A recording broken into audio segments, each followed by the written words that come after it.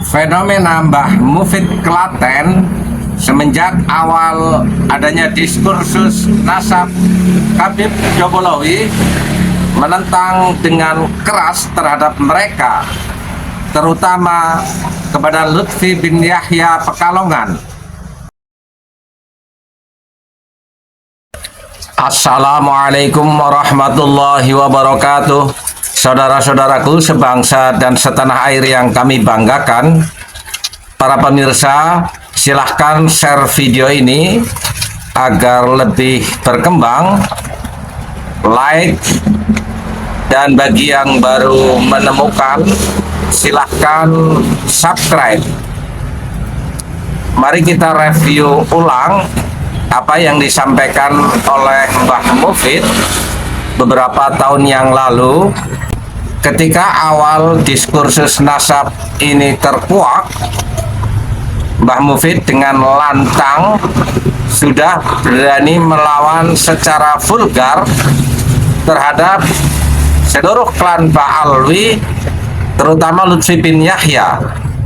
Dan mari kita perhatikan kebenaran apa yang beliau sampaikan satu persatu terkuak secara nyata. Hanya apa kata bapak saya dari tahun 80 saya mengadakan khotmil Quran. Baliknya ini Pak, itu biaya Rasulullah itu wong Yahudi. Pokoknya wong Yahudi sing ngedeke Rabdah Alwi tahun 1928 kuwi wabeh Yahudi Yaman sing digawa Utsman bin Yahya. Mula Utsman bin Yahya waktu kebongkar zaman wali kotane Pak Ali Sadikin dibongkar gosok. Sebab napa eneke wong Yahudi iki gaweane pembaturke ayate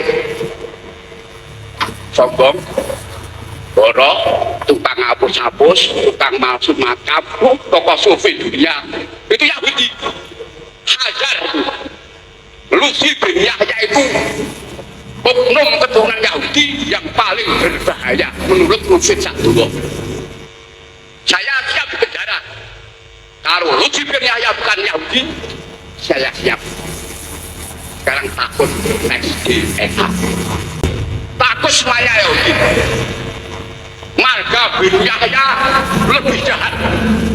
Keturunan siapa itu? Yahudi Hajar Yuya, itu kata bapak saya. Nanti itu Mbah Mufid ini yang kondang teng YouTube. Semua sarian bakso mau dingerat itu itu kan digawe teng Semarang religius semua dingerat padahal makamnya teng Dijeran loya alim hujan saat ini Mbah Mufid Miftahul Ulum. Sejak hari lewat jarah temis jarah bakso mau dingerat di Dijeran di tanahnya Lutfi bin Yahya Semarang itu ada religio napa niku jadi wonten makame semua dinengkat jadi dia bin Yahya. Jadi dong Cirebon kuatah bin Yahya, Toha bin Yahya. Toha bin Yahya kuwi anake pira? Masa tokoh sufi masih makam. Tokoh sufi memotong sejarah Jatman. Tokoh sufi membelokkan sejarah NU. Tokoh sufi membelokkan silsilah Mbah Hasyim Asy'ari. Satu persatu kelakuan Lutfi bin Yahya mulai terkuak. Yang terakhir adalah bagaimana perlawanan Lutfi bin Yahya melalui Jatman versinya melawan PBNU dengan mendaftarkan Jatman ke Kemenkumham. Dengan sendirinya Jatman secara kedudukan hukum positif sudah bukan bagian daripada NU. Bahkan dalam kedudukan hukum positif setara dengan PBNU, sebagai sama-sama ormas atau perkumpulan yang tentunya ini sudah melanggar ADART, di mana Jatman adalah badan otonom dari PBNU. Jadi casing Lutfi bin Yahya yang menampilkan seolah-olah dia seorang ulama, seolah-olah dia seorang sufi, mulai terkuak misi dan visi apa yang terselubung yang sebelumnya sama sekali hampir semua masyarakat tidak menduga Lutfi sekonyol itu kelakuannya. Dan bagi para kabaib sampai hari ini tidak mampu untuk menjawab tesis Kiai Haji Imaduddin Utsman yang menyimpulkan bahwa mereka bukanlah keturunan baginda Nabi Muhammad Sallallahu Alaihi Wasallam, karena dari semua kajian keilmuan tidak ada indikasi tertentu yang menunjukkan kebenaran mereka.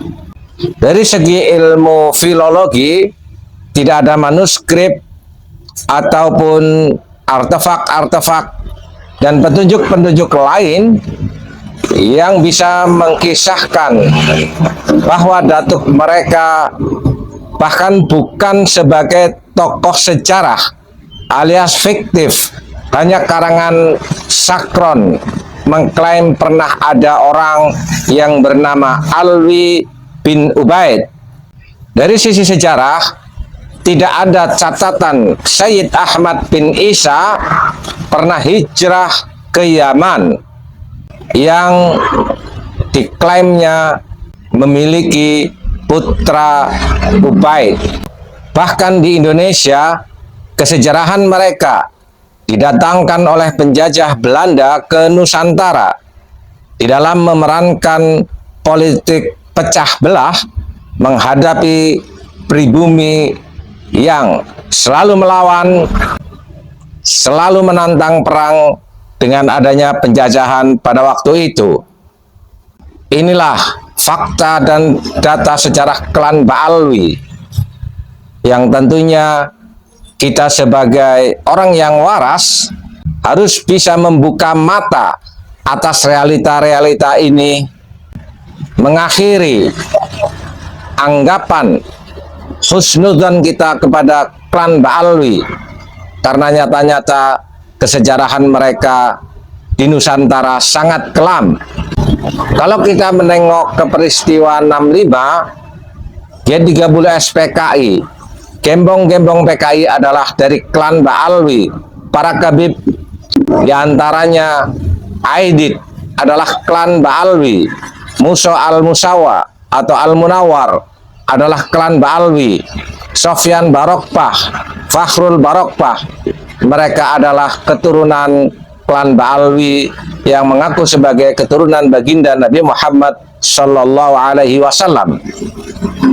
Di era reformasi, Rizik Syihab, Bahar Smith menampilkan arogansi kelakuannya, bahkan mengklaim sebagai imam besar sehingga berani melakukan instruksi-instruksi konyol kepada anak buahnya yang selalu membuat gaduh di bumi Nusantara.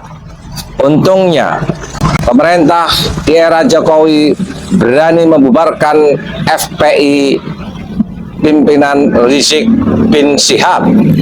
Tinggal bagaimana saat sekarang pemerintah juga harus mampu melihat kenyataan salah satu titik sumber adanya arogansi dan supremasi para kabib Dobolowi karena diisbat oleh sebuah lembaga non pemerintahan yaitu Rabithah Alawiyah, yang ternyata setelah adanya tesis Kiai Haji Imaduddin Utsman, klaim-klaim mereka, keputusan mereka yang menetapkan klan Ba'alwi sebagai Dzurriyyatur Rasul ternyata bohong belaka.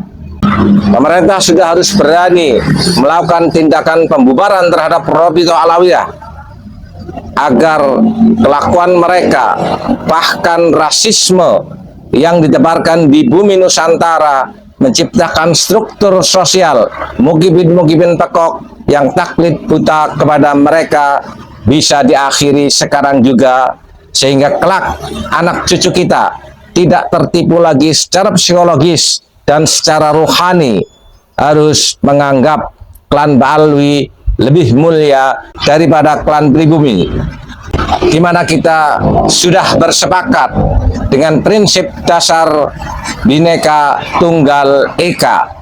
Bersiaplah. Wal afu minkum. Wassalamualaikum warahmatullahi wabarakatuh.